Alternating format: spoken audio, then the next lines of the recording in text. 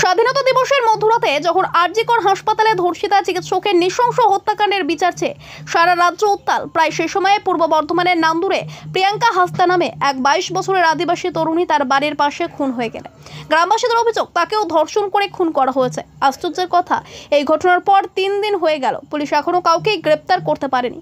অথচ পুলিশ জানিয়েছে 3টি এসআইটি গঠন করা হয়েছে, কিন্তু এটা আবার সেই পুরনো চাল। এসআইটি গঠন করে পুরো বিষয়টি ধামাচাপা দেওয়ার অপপ্রয়াস। আমাদের মনে আছে আনিস খানের খুনের ঘটনা, 15 দিনের খুনের কিনারা করার প্রতিশ্রুতি এখন বাতাসে মিলিয়ে গেছে। আজ নান্দুরে গিয়েছিলেন আইএসএফ চেয়ারম্যান তথা বিধায়ক নওশাদ সিদ্দিকী। তিনি দেখা করেন মৃতের পরিবারের সঙ্গে। আদিবাসী অধ্যুষিত ওই গ্রাম, বিধায়ক জানিয়েছেন তারা প্রত্যেকেই আতঙ্কিত। শান্ত এই গ্রামের চেহারা পাল্টে গেছে। এই আদিবাসী তরুণী ব্যাঙ্গালোরে কাজ করতেন, আবার বর্ধমান বিশ্ববিদ্যালয়ে দূর শিক্ষা ব্যবস্থায় পড়াশোনাও করতেন। গত 12 তারিখ বাড়িতে ফিরছিলেন। নওশাদ সিদ্দিকী জানিয়েছেন যেভাবে তড়িঘড়ি ময়নাতদন্ত করে শেষকৃত্য সম্পন্ন হয়েছে সেটাও সন্দেহজনক। কোনো ধর্মীয় রীতি না মেনে পুলিশ চাপ দিয়ে এই শেষকৃত্য করিয়েছে। আমরা চাই নিরপেক্ষ তদন্ত। গ্রামকে আতঙ্কমুক্ত করতে পুলিশকে সক্রিয় ভূমিকা নিতে হবে। তিনি বলেন হত্যাকাণ্ড যেখানে ঘটেছে সেটাও সঠিকভাবে রক্ষা করা হয়নি। এই থেকে পুলিশের গাছাড়া ভাব স্পষ্ট। তারা ঢিলেমেতালে কাজ করছেন। আমরা এই নৃশংস ঘটনার তীব্র প্রতিবাদ করছি এবং দোষীদের দৃষ্টান্তমূলক শাস্তির দাবি জানাচ্ছি। মুখ্যমন্ত্রী গতকাল তিলোত্তমার হত্যার জন্য ফাঁসি চেয়ে পথ হেঁটেছেন। একইভাবে আশা করি এই আদিবাসী তরুণীর হত্যাকারীদের ফাঁসি চেয়ে মুখ্যমন্ত্রী পথ হাঁটবেন। পাশাপাশি যেভাবে আদিবাসী সমাজকে আর্থসামাজিক ক্ষেত্রে কোণঠাসা করার প্রয়াস লক্ষ্য করা যাচ্ছে, তাদের প্রতি অত্যাচার অবিচার বাড়ছে, তাকে রোধ করতে আইএসএফ 2014 সালের সংসদে পেশ হওয়া ভার্জিনিয়াস খাখা কমিটির সুপারিশগুলির বাস্তবায়নের জন্য কেন্দ্র ও রাজ্য সরকারের কাছে দাবি জানাচ্ছে। এই গ্রামের মানুষজনের মুখের দিকে আমি তাকাচ্ছিলাম, কিভাবে আতঙ্কিত হয়ে আছে। কারণ এই গ্রাম শান্তশিষ্ট গ্রাম, খেটে খাই, সকালে উঠে মাঠে যাই, সন্ধ্যায় মাঠে ফিরে, যে যার কাজে দোকান আছে, যে যার ডে লেবার, যে যার কাজে ব্যস্ত থাকে। হিংসা বিদ্বেষ তো দূরের কথা, মানে এত কাজে ব্যস্ত পরিবারের লোকজন ছাড়া সেরকম মানুষের সাথে সেই অর্থ মেলামেশা হয় না। এদের এই বাড়ির মেয়ে যে 12 তারিখে এসেছে, আর 14 তারিখে খুন হয়ে গেল। তার মানে আর যখন আসছিলাম কি আতঙ্কিত এরা। কেন আতঙ্কিত থাকবে? স্বাধীন দেশের স্বাধীন নাগরিক, 78তম আমরা স্বাধীনতা দিবস উদযাপন করলাম, আজকে নাগরিক আতঙ্কিত থাকবে কেন? আতঙ্কমুক্ত করার দায়িত্ব তো সরকারের। দুর্ভাগ্যের বিষয়, যাদের প্রতি আমরা ভরসা রাখছি, আজকে ধরবো কালকে ধরবো করে করে প্রায় 72 ঘন্টা মতো পার হয়ে গেল, এখনো পর্যন্ত কিনারা করতে পারলো না।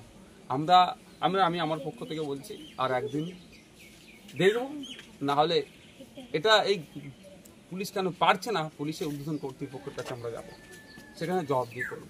পরিবারের লোকজনের সাথে কথা হয়েছে, মা নিজের চোখে দেখেছে সর্বপ্রথম যে কিভাবে, মানে যখন লাশ অবস্থায় পড়ে আছে, তিনি তো কথা বলার মতো অবস্থায় নেই, তারপরেও মাকে সাহস দিয়েছে। কারণ সাঁওতাল জাতি, আদিবাসী জাতি বীরের জাতি, ভেঙে পড়লে হবে না, মাথা তুলে দাঁড়াতে হবে। মায়ের সাথে বাপের সাথে আমিও সহমত, এলাকার মানুষের সাথে সহমত। কে করেছে আগে খুঁজে বার করতে হবে। মানে এত শান্তিপূর্ণ গ্রাম, এই গ্রামে তো অশান্তি কারোর সাথে কারো নাই। কে বাইরে থেকে এসে করছে বা কে করলো সেটা খুঁজে বার করতে হবে। এবং সাথে সাথে আমি এটা বলবো, মিডিয়ার মাধ্যমে এখানে ডিআইবির লোক আছে, তাদের বলবো এই গ্রামের নিরাপত্তাকে আরো বাড়াতে হবে, আশ্বস্ত করতে হবে। এই গ্রামের মানুষজনের মধ্যে যে আতঙ্কের একটা ভাব আসছে, সেটা কাটিয়ে তোলার দায়িত্ব প্রশাসনকে নিতে হবে।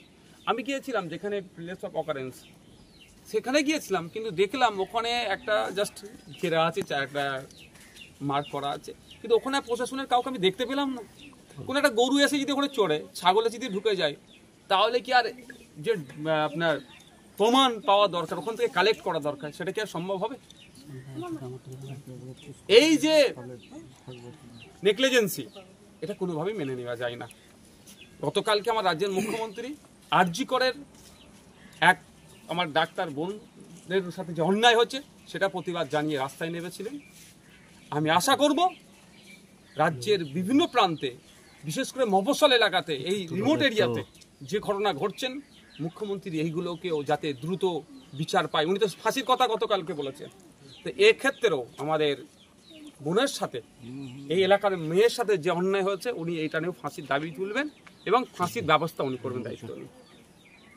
পালস ডায়াগনস্টিক সেন্টার আধুনিক চিকিৎসার পরিষেবা নিয়ে চলে এসেছে পালস ডায়াগনস্টিক সেন্টার। এই ডায়াগনস্টিক সেন্টারে সমস্ত রকমের রক্ত পরীক্ষা থেকে শুরু করে মহিলা দ্বারা ইসিজি এর সুবিধা থাকছে পালস ডায়াগনস্টিক সেন্টারে।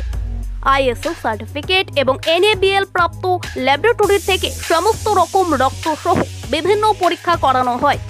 অতি অল্প খরচে বিভিন্ন রকম রক্ত পরীক্ষার সহ ECG এর সুবর্ণ সুযোগ থাকছে এই ডায়াগনস্টিক সেন্টারে। এছাড়াও 24 ঘন্টা হোম সার্ভিস এর সুবর্ণ সুযোগ রয়েছে। আমাদের ঠিকানা জগৎবল্লভপুর, রথতলা, হসপিটাল রোড, হাওড়া। যোগাযোগ pulse diagnostic centre, Abhirup Mallick. যোগাযোগ নম্বর 8617437884 অথবা 8207092228।